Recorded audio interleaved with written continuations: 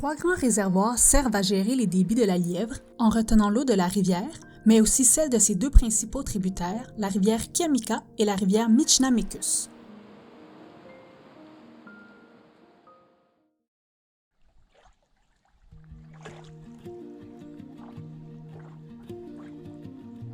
Au nord, le réservoir Michinamekus régule le cours de la rivière du même nom. Les barrages Michinamekus et Broderick, qu'on retrouve dans cette section du territoire, relèvent du ministère de l'Environnement et ne produisent pas d'électricité. Le réservoir Michinamekus est le seul à réguler la Lièvre dans sa partie nord jusqu'à Mont-Laurier, où se situe, au centre-ville, une centrale hydroélectrique opérée par Algonquin Liberty Power, au rapide de l'Orignal. La rivière Kiamika est régulée par le réservoir et le barrage du même nom, qui sont situés en amont des municipalités de Chute-Saint-Philippe, Lac-des-Écorces et Kiamika. Le barrage Kiamika est géré par le ministère de l'Environnement et aucune production d'électricité ne se fait sur ce site.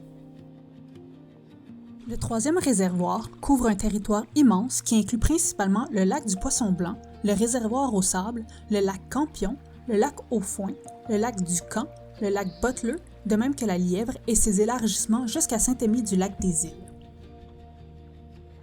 Le réservoir du lac du Poisson-Blanc est constitué de l'ensemble de la retenue d'eau générée par le barrage des Rapides des Cèdres à Notre-Dame-du-Lot.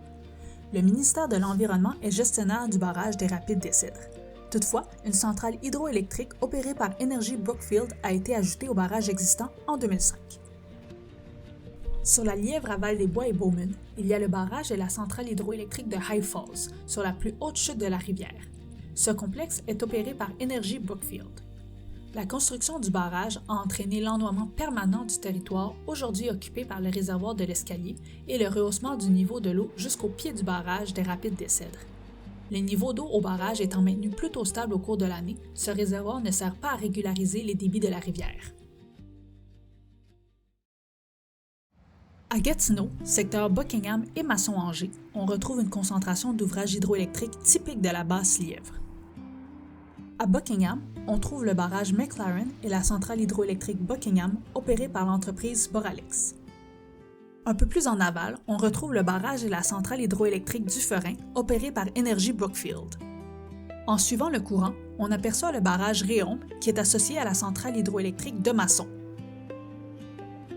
Ces deux infrastructures sont aussi opérées par Energy Brookfield.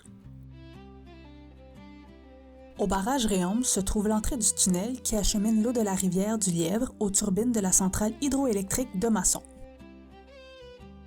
C'est ce qui explique qu'à la hauteur de l'autoroute 50 et de la route 148, le lit de la rivière du Lièvre peut être asséché.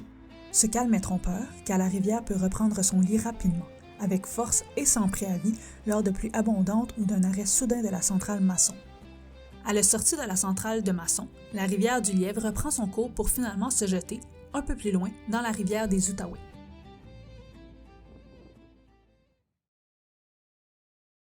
Les réservoirs et barrages de la rivière du Lièvre servent d'abord à prévenir les inondations. Dans sa course effrénée, l'eau des réservoirs de la Lièvre peut être utilisée pour augmenter les débits de la rivière des Outaouais et plus loin vers l'aval, augmenter les niveaux d'eau dans la région de Montréal lors de grandes sécheresses. L'eau aura fait tout un parcours pour en arriver là.